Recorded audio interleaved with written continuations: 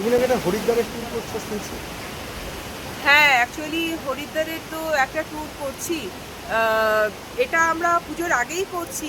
In fact এটা অক্টোবরের 1 তারিখ আমাদের জার্নি রয়েছে হাওড়া থেকে। তো আপনি কি যাওয়ার প্ল্যান করছেন? ভাবছি, মানে এখনো কনফার্ম করতে পারছি না, তবে সেটা আমার নিজের ব্যক্তিগত কারণে, কিন্তু আমি ব্যাপারটা খবর করছি ওই জন্যই তোমার কাছে, যে কি মানে কি ট্যুরটা করছো সেটা আমাকে একটু বলো। আচ্ছা, আমরা হরিদ্বারে যেটা করছি, আমরা এখান থেকে দুন এক্সপ্রেসে যাব হাওড়া থেকে আর কি। তো হরিদ্বারে আমাদের 3 দিন থাকা, আর মুসৌরি আছে আমাদের একদিন। মুসৌরিতে একদিন থাকবো। হরিদ্বারে 3 দিন থেকে মনসা দেবী, চণ্ডী দেবী, ঋষিকেশ, কঙ্খল, এগুলো তো যেমন ঘোরা হয় হরিদ্বারের লোকাল সাইটসিং মন্দিরগুলো, সেইগুলো তো থাকবেই। সঙ্গে মুসৌরিতে যাচ্ছি আমরা। মুসৌরির যে পাহাড়, ওখানকার যে ঝর্ণা, কেম্পি ফলস, আমরা অবশ্যই যাওয়ার সময় সহস্রধারা দেখে যাবো দেরাদুনের। মুসৌরিতে একদিন থাকবো।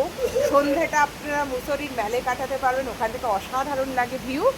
তারপর আমরা আবার হরিদ্বারে ব্যাক করছি। ব্যাক করে আমরা ওখান থেকে ট্রেন ধরে কলকাতায় ফিরবো। এটার প্যাকেজ কস্ট রয়েছে 12,400 টাকা হরিদ্বারের। সেই এর মধ্যে ইনক্লুড রয়েছে ক্লাসের train ticket, accommodation, all meals এবং সাইট সিন। তবে হরিদ্বারের যে পিক আপ ড্রপ, এটা কিন্তু আমরা অটোতে করব। হ্যাঁ, কারণ স্টেশন থেকে হোটেল অবধি যাওয়া এটা অটোতে হবে। আর ওই হরিদ্বারের মধ্যে যে ঘোরা, ওটাও অটোতেই হবে, কারণ হরিদ্বার শহরের মধ্যে ওই এত যানজট এবং ওই দুপা এগিয়ে এগিয়ে মন্দির, ওটা গাড়িতে করে লাভ নেই।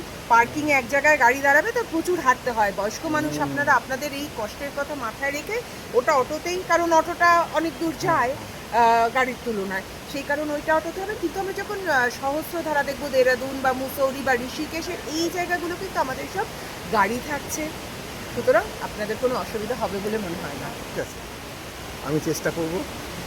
আরে আমার কিছু সমস্যা আছে, সেগুলো মেটাতে পারলে আমি হয়তো যাচ্ছি।